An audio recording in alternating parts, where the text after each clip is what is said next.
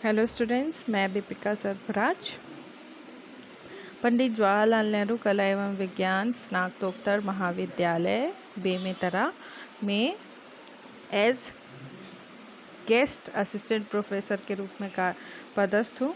आज का हमारा टॉपिक है क्वालिटी ऑफ गुड पैकेजिंग, यानी श्रेष्ठ पैकेजिंग के गुण क्या क्या है।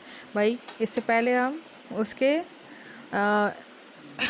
डिफरेंस जान चुके हैं, यानी घरेलू और अंतर्राष्ट्रीय में कैसे पैकेजिंग करना चाहिए, उसकी भूमिका क्या क्या है। तो अब हमको जानना है श्रेष्ठ पैकेजिंग में क्या गुण होना चाहिए। तो चलिए शुरू करते हैं। पहला है वस्तु की प्रकृति। वस्तु की प्रकृति, टाइप्स ऑफ गुड्स। भाई कैसा गुड्स है उसके हिसाब से आपको अपने प्रोडक्ट की पैकेजिंग करना है। पैकेजिंग का डिज़ाइन इस बात पर निर्भर करेगा कि उसमें पैक किए जाने वाला माल किस प्रकार का है। माल का साइज़, आकार, वजन, मजबूती, वो शीशे की वस्तु है कि टूटने वाली है या नहीं है, ऊपरी सतह, सब आपको ध्यान में देना है कि वस्तु का नेचर क्या है। उससे आपको निर्धारित करना है अपने पैकेजिंग किस प्रकार की होनी चाहिए। दूसरा है भौतिक व रासायनिक विशेषताएं, जिसको फिजिकल एंड केमिकल कैरेक्टरिस्टिक्स कहते हैं। पैकेजिंग के डिज़ाइन के विषय में निर्णय लेते समय उत्पादक की भौतिक व रासायनिक विशेषताओं को भी ध्यान में रखना चाहिए। यह देखना होता है कि क्या वस्तु जलनशील है या नमी से प्रभावित होता है। जैसे बिस्किट है, बिस्किट को अगर आप खड्डे में ही डायरेक्ट पैक कर दोगे तो खड्डा क्या है, उसका ऊपरी हिस्सा खुलता है तो उससे हवा से सिमटने की गुंजाइश रहती है। लेकिन अगर उसको एक पैकेट में आप पैक कर दो, फिर उसके बाद उसको किसी खड्डे में पैक करो तो वो बचा जा सकता, उसको हवा लगने से, नमी पड़ने से बचाया जा सकता है।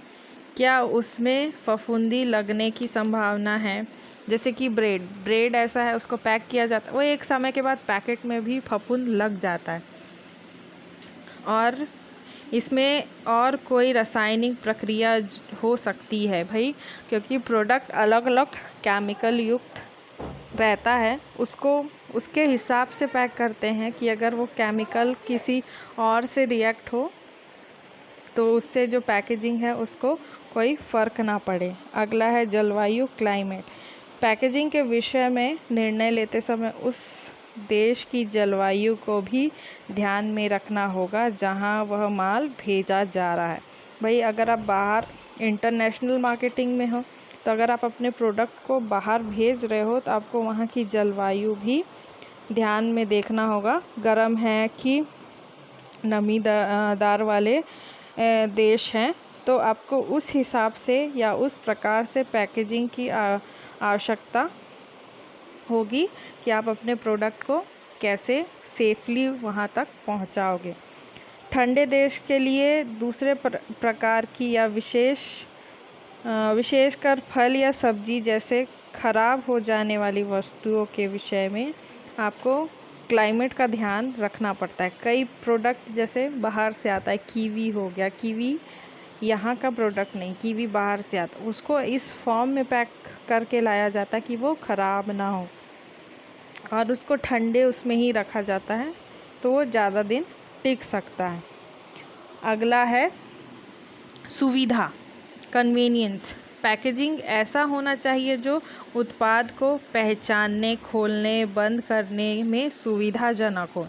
भाई अगर आप प्रोडक्ट का डब्बा अजीबोगरीब ढंग से बनाते हैं या पैकेजिंग करते हैं जो खुल नहीं रहा है या फिर उसको पहचानने में दिक्कत हो रही है तो भी कस्टमर को कठिनाइयाँ होगी। इसलिए आपको अपने उत्पाद की पैकेजिंग कैसे करना है कि वो आसानी से पहचान आ जाए, खोलने में कोई दिक्कत ना हो या बंद करने में कोई दिक्कत ना हो। पैकेजिंग के लिए प्रयोग की जाने वाली सामग्री लगाकर पुनः प्रयोग में लाने योग्य ही हो, वह उठाने धरने में भी सुविधाजनक होनी चाहिए। वही पैकेजिंग अलमारियों में रखने व प्रदर्शन करने के लिए सुविधाजनक होना चाहिए। जैसे आप जो सामान ला रहे हो उसका पैकेजिंग आप ऐसे करो कि उसको आप डब्बे में या फिर जहाँ पे आप अपना ग्रॉसरी या फिर सामान रखते हो, वो वस्तु को रखते हो, तो वो आपको उठाने निकालने में भी वैसा सुविधा हो पैकिंग में, तभी आप उसको स्टोर करके रख पाओगे। 5वां है किफ़ायत। पैकेजिंग में पैसा खर्च होता है भाई, क्योंकि आपको डबल प्रोटेक्शन देना है अपने प्रोडक्ट को, तो उसमें पैसे खर्च होते हैं। बहुत अधिक पैकेजिंग से बिना किसी अधिक पैकेजिंग से बिना किसी लाभ के माल की कीमत बढ़ जाती है। अगर आप अपने प्रोडक्ट का पैकेजिंग अच्छा किए हो तो कुछ हम जानते ही हैं, कुछ जो कॉस्ट है हमारे प्रोडक्ट में वो पैकेजिंग का ही होता है, उस डब्बे का या फिर उस पॉलीथीन का होता है, क्योंकि हमको प्रोडक्ट सेफ मिल रहा है उस पैकेजिंग से, तो उसकी कीमत कई बार बढ़ जाती है। कई बार पैकेजिंग की लागत माल की लागत में से भी अधिक आती है और ऐसा करना अनिवार्य हो जाता है। जैसे आप देखेंगे अगरबत्ती की दशा में जो माल है लगातार कम और पैकेजिंग में अधिक व्यय होता है। भाई अगरबत्ती का जो मिक्सचर है वो ज़्यादा नहीं है, जो लकड़ी है वो भी बांस रहती है या फिर जो भी यूज़ किया जाता है वो उतनी कॉस्टली नहीं होती है, लेकिन उसका जो पैकेजिंग है, क्योंकि आजकल दुनिया मार्केट में बहुत सारे फ्रेगनेंस वाले आपको अगरबत्ती मिलते हैं, तो उसका फ्रेगरेंस उसमें मौजूद रहे, इसलिए उसकी पैकेजिंग वैसी बनाई जाती है। तो इसलिए अगरबत्ती के बनाने से ज़्यादा खर्च उसके पैकेजिंग में आता है। तो वस्तु की आवश्यकता को देखते हुए पैकेजिंग की लागत को कम रखने का प्रयास करना चाहिए। अगला है उपभोक्ता की पसंद, कंज्यूमर प्रेफरेंस। भाई कंज्यूमर कौन होते हैं?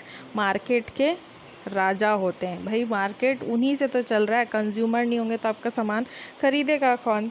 तो इसलिए आपको उनके हिसाब से अपना पैकेजिंग को, उनके टेस्ट प्रेफरेंस के हिसाब से अपने पैकेजिंग को रखना है। रंग, डिज़ाइन, स्टाइल के विषय में विभिन्न देशों में उपभोक्ता की पसंद अलग अलग हो सकती है। भारत में नॉर्मली पैकिंग भी रहेगा तो कस्टमर क्या है, अंदर की चीज़ देखता है, लेकिन बाहर देश में क्या होता है, कस्टमर चाहता है कि उसका प्रोडक्ट का पैकेजिंग इतना अट्रैक्टिव हो कि उससे पता चल जाए उसकी क्वालिटी। तो इसलिए हर उपभोक्ताओं की पसंद अलग अलग हो सकती है हर देश में। इस्लामी देश में हरा रंग पसंद किया जाता है, यूरोपीय देश में नीला व सफ़ेद। कुछ देशों में ग्राहक पुनः प्रयोग योग्य पात्रों की पैकेजिंग पसंद करते हैं जिसमें वे घरेलू चीज़ें रख सकते हैं, परंतु यूरोपीय देश में ग्राहक जो हैं प्रयोग करो और फेंको पैकेजिंग पसंद करते हैं। जो यूरोपीय देश है वहाँ पे क्या होता है, यूज़ एंड थ्रो। आप जो वस्तु है उसके अंदर जो वस्तु है उसको यूज़ करो, उसके बाद पैकेज जो है उसको फेंको। लेकिन इंडिया में मोस्टली आप देखेंगे, इंडिया में ये देखा जाता है कि कस्टमर क्या सोचता है, आपको एक्स्ट्रा पैकेजिंग ऐसा मिले जो उस पैकेज को आप रीयूज़ कर सको। तो ये है उपभोक्ता की पसंद। अगला है भाषा, लैंग्वेज। उसी देश की स्थानीय भाषा में छपी लेबल माल के विक्रय संवर्धन की भूमिका निभाती है। जब तक कि ग्राहक माल के पैकेज पर लिखी भाषा को पढ़ नहीं पाएगा वह उसको छुएगा भी नहीं। भाई जब तक हमको हमारे प्रेफरेंस का या हमारे अनुसार हमको भाषा नहीं मिलेगी प्रोडक्ट में, जैसे कुछ प्रोडक्ट होता है जो अलग अलग देश से आता है, तो उसमें आप देखे होंगे, मेरे को एक एग्ज़ाम्पल याद आ रहा, कॉइल जो आता है अभी भी, गुड नाइट वगैरह, उसके अंदर जो इंस्ट्रक्शन पेपर होता है उसमें कई भाषा लिखी होती है, गुजराती, मराठी, शायद है गुजराती, मराठी, सिंधी, हिंदी, इंग्लिश, ऐसे करके कई भाषा लिखी रहती है हर प्रोडक्ट में। तो भाई कुछ जो कॉमनली हर जगह यूज़ किया जाता है उसमें अनेक प्रकार की भाषा मिलती है। लेकिन कुछ प्रोडक्ट ऐसे होते हैं जिसमें जो स्थान है, जिस स्थान में वो वस्तु बिक रही है उसके हिसाब से प्रोडक्ट का में जो लेबलिंग है वो उस भाषा के अनुसार प्रयोग की जाती है। अगला है आकार, साइज़। भाई पैकेज का आकार अर्थात वह 50 ग्राम का है या 5 किलो का है, 10 किलो का है, ये किस पे निर्भर करता है? उपभोक्ता की ग्राहकों की प्राथमिकता व पसंद पर निर्भर करता है। भाई गरीब देश में धन भाव के कारण ग्राहक छोटे छोटे पैकेज पसंद करते हैं। जो उच्च स्तर के लोग हैं वो क्या है, भंडारण करना चाहते हैं, इसलिए वो बड़े आकार चाहते हैं। और जिनके यहाँ उस वस्तु को स्टोर करने के लिए है वो उससे बड़ा साइज़। अब भाई हमारी आवश्यकता के अनुसार हम साइज़ के अनुसार लेते हैं। लेकिन जैसे सब्जी को हम क्या करते हैं, थोड़ा थोड़ा लाते हैं। फल थोड़ा थोड़ा लाते हैं, 1 सप्ताह के लिए, 2 सप्ताह के लिए चल जाए ऐसा। तो वो साइज़ पर डिपेंड करता है प्रोडक्ट। वैसे ही अगर वो ज़्यादा दिन टिक सकता है तो हम ज़्यादा लाके, या कम टिकता है तो हम छोटा, हमारे प्राथमिकता के अनुसार है। अगला है प्रचलित प्रतिमान। यदि देखा जाए तो या देखना होगा कि अन्य निर्माता किस प्रकार की पैकेजिंग प्रस्तुत कर रहे हैं। यदि दूसरे निर्माता खाद्य पदार्थ के लिए एल्यूमीनियम पत्र का प्रयोग कर रहे हैं तो आप उस बाज़ार में प्लास्टिक की थैलियों का प्रयोग नहीं कर सकते हो। भाई जो पैकेजिंग है जो उस समय एक्सेप्टेंस है या एक्सेप्ट की जा रही है, प्रचलित है मार्केट में, जो दूसरे निर्माता प्रयोग कर रहे हैं, आपको भी कोशिश करना चाहिए। क्योंकि आपको मार्केट में स्टैंड रहना है, अपने प्रोडक्ट को ज़्यादा से ज़्यादा बेचना है, तो आप कोशिश करेंगे उनसे अच्छा कुछ सामग्री यूज़ किया जाए अपने प्रोडक्ट को पैकेजिंग के लिए। अगला है वितरण प्रणालियों की विस्तृतता। यदि वितरण प्रणाली लंबी है तो पैकेजिंग मजबूत व सुदृढ़ होनी चाहिए। जैसे माल निर्यातक से आयातक गृह के पास, फिर वितरक के पास, फिर थोक विक्रेता के पास, फिर फुटकर विक्रेता के पास जाना है तो पैकेजिंग मजबूत होनी चाहिए।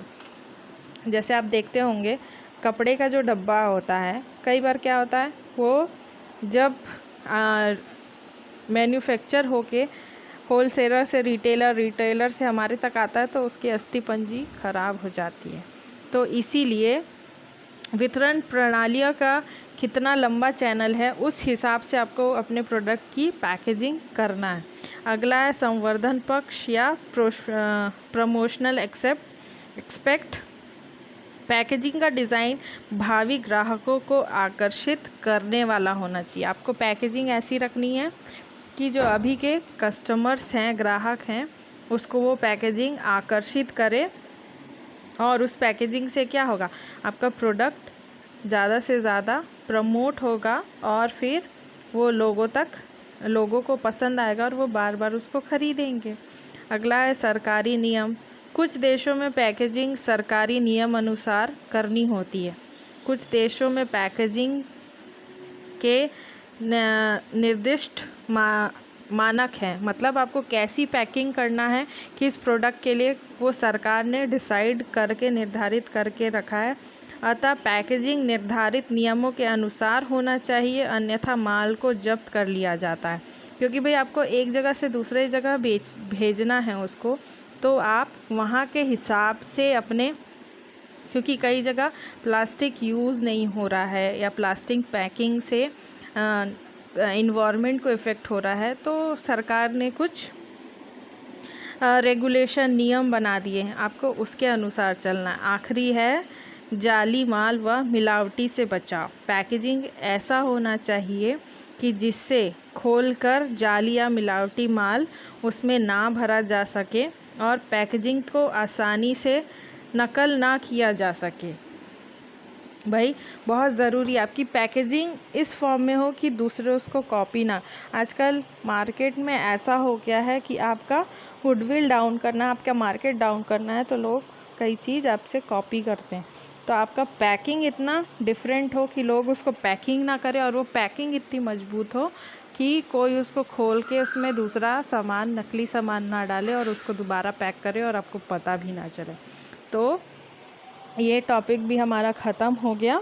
कौन सा? पैकेजिंग के गुण, वो भी श्रेष्ठ गुड क्वालिटीज़। तो thank you, be safe, be healthy. कुछ मिस्टेक्स हुए होंगे तो उसके लिए सॉरी।